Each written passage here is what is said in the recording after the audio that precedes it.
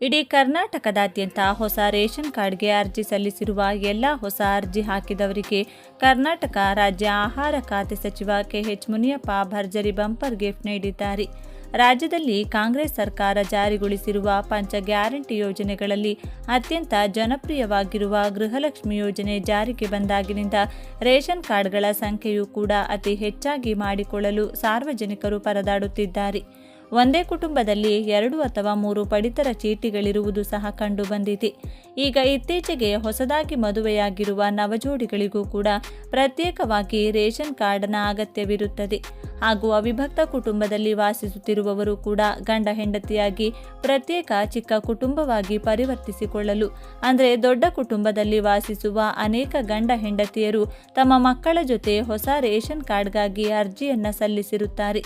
ಹೀಗೆ ಕಳೆದ 2023 ಮತ್ತು 2024 ಹಾಗೂ ಈ ವರ್ಷ 2025ರಲ್ಲಿ ರೇಷನ್ ಕಾರ್ಡ್ಗಳಿಗೆ ಅರ್ಜಿ ಸಲ್ಲಿಸಿರುವ ಎಲ್ಲ ಅರ್ಹ ಫಲಾನುಭವಿಗಳಿಗೆ ಆಹಾರ ಖಾತೆ ಸಚಿವ ಕೆಎಚ್ ಮುನಿಯಪ್ಪ ಅವರು ಭರ್ಜರಿ ಬಂಪರ್ ಗಿಫ್ಟ್ ನೀಡಿದ್ದಾರೆ. ಗೃಹಲಕ್ಷ್ಮಿ ಯೋಜನೆಗೆ ಅರ್ಜಿ ಸಲ್ಲಿಸಲು ಸಾಕಷ್ಟು ಜನ ರೇಷನ್ ಕಾರ್ಡ್ ಬೇಗ ಪಡೆದುಕೊಳ್ಳಬೇಕೆಂದು ಆಶಿಸುತ್ತಿದ್ದಾರೆ.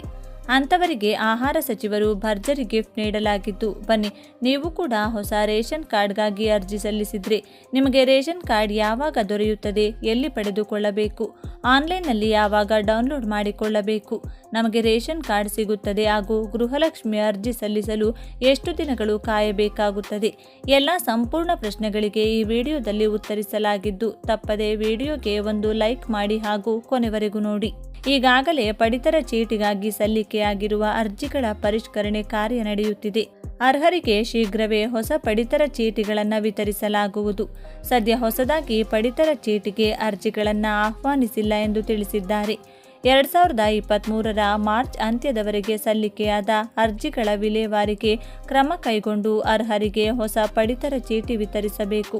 ಸರ್ಕಾರದ ಅನುಮತಿ ಪಡೆದ ನಂತರ ಅಗತ್ಯ ಕ್ರಮ ಕೈಗೊಳ್ಳಬೇಕೆಂದು ಅಧಿಕಾರಿಗಳಿಗೆ ಸೂಚಿಸಿದ್ದಾರೆ.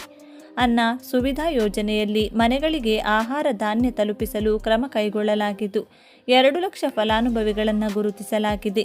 75 ವರ್ಷ ಮೇಲ್ಪಟ್ಟ ಹಿರಿಯ ನಾಗರಿಕರು ಮಾತ್ರ ಇರುವ ಮನೆಗಳಿಗೂ ಈ ಸೇವೆ ವಿಸ್ತರಿಸಬೇಕೆಂದು ತಿಳಿಸಿದ್ದಾರೆ. ರಾಜ್ಯದಲ್ಲಿ ಹೊಸದಾಗಿ ಬಿಪಿಎಲ್, ಎಪಿಎಲ್ ಪಡಿತರ ಚೀಟಿಗಳನ್ನು ವಿತರಿಸಲು ಆಹಾರ ಇಲಾಖೆ ಮುಂದಾಗಿದೆ. ಹೊಸ ಪಡಿತರ ಚೀಟಿಗೆ ಅರ್ಜಿ ಆಹ್ವಾನಿಸಲು ಅನುಮತಿ ನೀಡುವ ಸಂಬಂಧ ಸಚಿವ ಸಂಪುಟದ ಅನುಮೋದನೆಗೆ ಪ್ರಸ್ತಾವ ಮಂಡಿಸಲು ಕ್ರಮ ತೆಗೆದುಕೊಳ್ಳುವಂತೆ ಆಹಾರ ಸಚಿವ ಕೆಎಚ್ ಮುನಿಯಪ್ಪ ಅವರು ಇಲಾಖೆಯ ಕಾರ್ಯದರ್ಶಿಗೆ ಸೂಚಿಸಿದ್ದಾರೆ. ಹೊಸದಾಗಿ ಪಡಿತರ ಚೀಟಿ ಕೋರಿ 2023-24ರಲ್ಲಿ 2,95,986 ಮತ್ತು 2024-25ರಲ್ಲಿ 97,464 ಸೇರಿ ಒಟ್ಟು 3,93,450 ಅರ್ಜಿಗಳು ಸಲ್ಲಿಕೆಯಾಗಿದ್ದವು. ಈ ಪೈಕಿ 3,05,325 ಅರ್ಹ ಅರ್ಜಿಗಳಿದ್ದವು. ಅವುಗಳಲ್ಲಿ ಈ ಶ್ರಮ್ ನೋಂದಾಯಿತ 8,766 ಮತ್ತು ಅರಣ್ಯವಾಸಿಗಳಿಗೆ ವಿತರಿಸಿದ 573 ಕಾರ್ಡ್ ಸೇರಿ ಒಟ್ಟು 2,04,760 ಅರ್ಜಿಗಳಿಗೆ ಇಲಾಖೆಯು ಹೊಸ ಕಾರ್ಡ್ಗಳನ್ನು ವಿತರಿಸಿದೆ. 88,125 ಅರ್ಜಿಗಳು ತಿರಸ್ಕೃತಗೊಂಡಿವೆ. ವಿವಿಧ ಕಾರಣಗಳಿಗೆ 1,05,65 ಅರ್ಜಿಗಳಿಗೆ ಕಾರ್ಡ್ ವಿತರಣೆ ಬಾಕಿ ಇದೆ. ಕೇಂದ್ರವು ರಾಷ್ಟ್ರೀಯ ಆಹಾರ ಭದ್ರತಾ ಕಾಯ್ದೆ ಪ್ರಕಾರ ರಾಜ್ಯದಲ್ಲಿ ಅಂತ್ಯೋದಯ ಅನ್ನ ಯೋಜನೆ ಮತ್ತು ಬಿಪಿಎಲ್ ಕಾರ್ಡ್ ಸೇರಿ ಫಲಾನುಭವಿಗಳ ಮಿತಿಯನ್ನು 4.2 ಕೋಟಿಗೆ ನಿಗದಿಪಡಿಸಿದೆ. ನಗರ ಪ್ರದೇಶದಲ್ಲಿ 50% ಹಾಗೂ ಗ್ರಾಮೀಣ ಪ್ರದೇಶದಲ್ಲಿ 75% ಎಎವೈ ಮತ್ತು ಬಿಪಿಎಲ್ ಕಾರ್ಡ್ ವಿತರಿಸಲು ಕಾಯ್ದೆಯಡಿ ಅವಕಾಶವಿದೆ.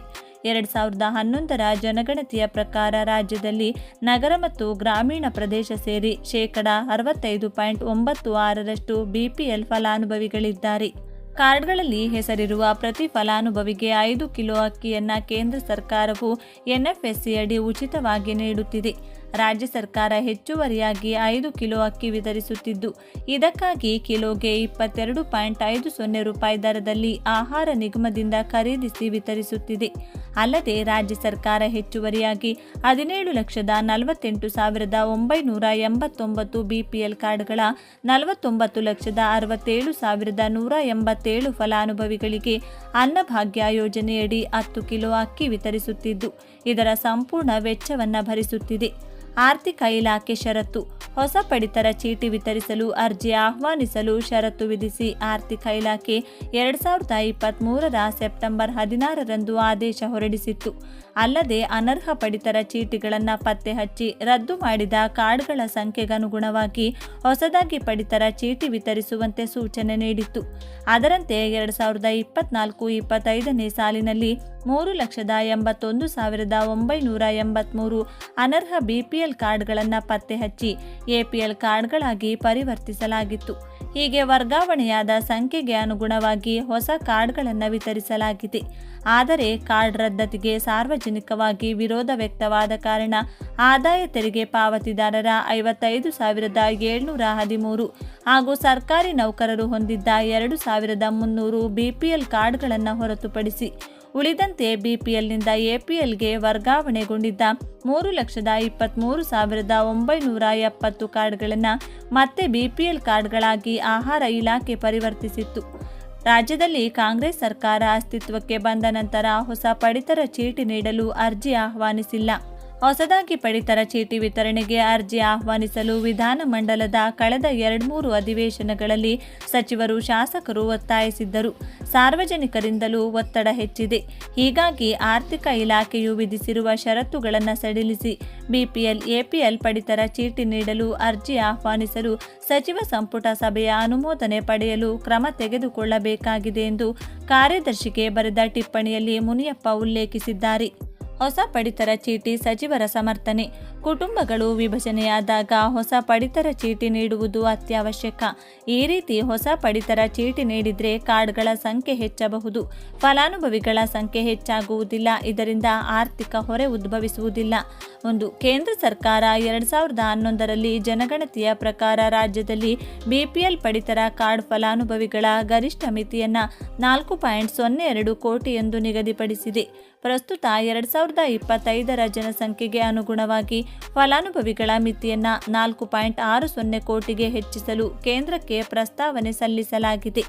ಲೈಂಗಿಕ ಅಲ್ಪಸಂಖ್ಯಾತರು, ಕೊಳಗೇರಿ ನಿವಾಸಿಗಳು, ಸಫಾಯಿ ಕರ್ಮಚಾರಿಗಳು, ತುರ್ತು ವೈದ್ಯಕೀಯ ಹಾಗೂ ಅರ್ಹ ಬಿಪಿಎಲ್ ಕುಟುಂಬಗಳು ಪಡಿತರ ಚೀಟಿ ಇಲ್ಲದೆ ವಿವಿಧ ಸವಲತ್ತುಗಳಿಂದ ವಂಚಿತರಾಗಿದ್ದಾರೆ.